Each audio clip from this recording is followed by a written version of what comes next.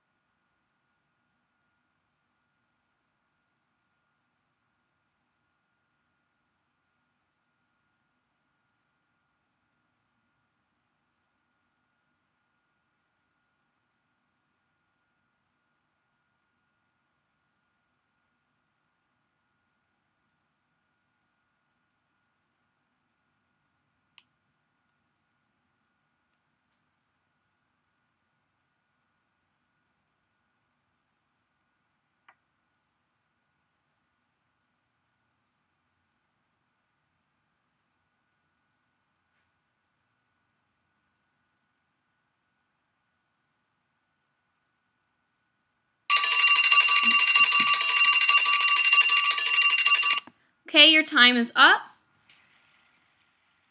Now let's get back to our presentation.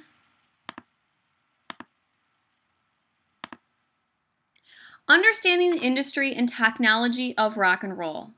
Listening in the 1958 centered on radio and the records. Top 40 radio as a format was established in the early 50s, a vehicle for the 45 RPM singles that would dominate the teen market. With the advent of the transistor radio, which had gone into production in the mid-50s, teenagers could break away from the experience of family listening and define their own tastes. All of this meant that it would be much more possible for young people to listen to African American artists toward whom their tastes were leaning. And in turn, this helped those same artists break into the top 40s more regularly. In some respects, the transistor radio helped pave the way for more segmented youth-driven marketing. It is a technology that allowed young people to break away to define their own tastes independent of the parent generation. Like the programming that catered to a teen audience, the transistor radio thus played a role in rock and roll's rise to dominance. Before this time, if you wanted to listen to music, you had to listen to whatever your parents were listening to.